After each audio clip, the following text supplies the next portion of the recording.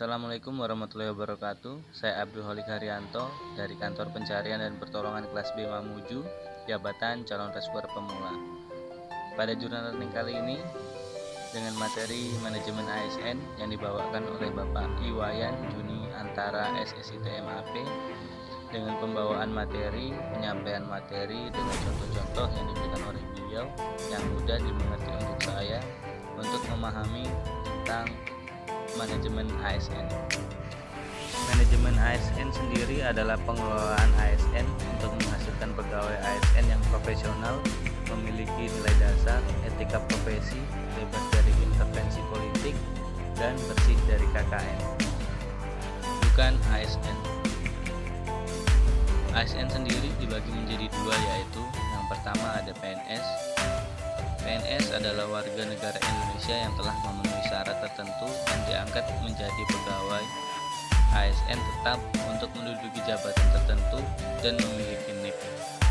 PNS memiliki hak seperti gaji, cuti, tunjangan, pengembangan potensi, dan jaminan pensiun dan hari tua. Yang kedua ada PPPK, adalah warga negara Indonesia yang telah memenuhi syarat tertentu yang diangkat dengan waktu tertentu berdasarkan perjanjian kerja sesuai dengan kebutuhan instansi dan peraturan perundang-undangan. PPPK memiliki hak seperti gaji, cuti, tunjangan, dan pengembangan potensi. Terdapat perbedaan hak antara PNS dan PPPK, yaitu pada jaminan pensiun dan hari tua. Peran ASN. Peran ASN dalam materi ini adalah fungsi dan tugas ASN, yaitu pelaksana kebijakan publik, pelayanan publik, perekat dan pemersatu bangsa, dengan contoh melaksanakan kebijakan pimpinan sesuai dengan peraturan perundang-undangan, memberikan pelayanan publik yang profesional dan berkualitas, dan mempererat persatuan dan kesatuan bangsa. Kewajiban adalah suatu beban atau tanggung jawab yang harus dilaksanakan sebagai seorang ASN seperti 1. Setia kepada Pancasila, Undang-Undang Dasar 1945 dan Negara Kesatuan Republik Indonesia. 2. Menjaga persatuan dan kesatuan bangsa. 3. Melaksanakan kebijakan yang dirumuskan pejabat pemerintah yang berwenang. 4. Mentaati ketentuan peraturan perundang-undangan. 5. Menunjukkan integritas dan keteladanan dalam sikap perilaku. 6. Menyimpan rahasia jabatan. 7. Melaksanakan tugas kedinasan dengan penuh pengabdian, kejujuran, kesadaran, dan tanggung jawab. 8. Bersedia ditempatkan di seluruh wilayah negara Kesatuan Republik Indonesia. Kode etik ASN. Kode etik ASN bertujuan untuk menjaga martabat dan kehormatan ASN. Dalam materi kali ini, saya mendapat pengetahuan tentang kode etik dan perilaku ASN. 1. Melaksanakan tugas dengan jujur, bertanggung jawab, dan integritas tinggi.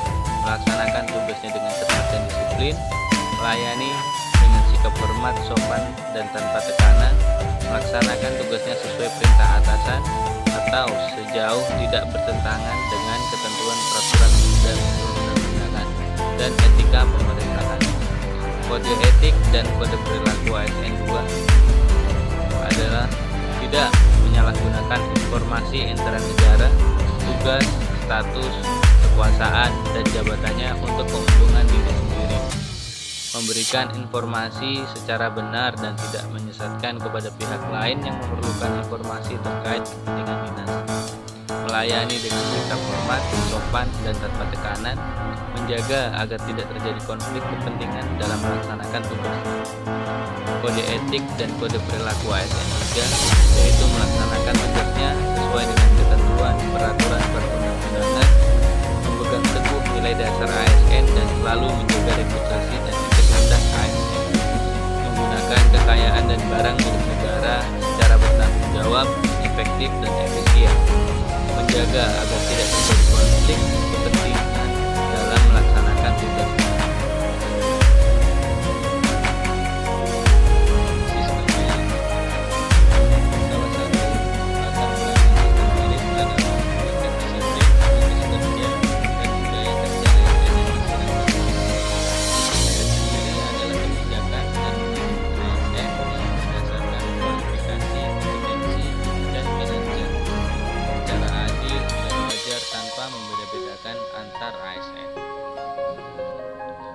Mekanisme pengelolaan ASN.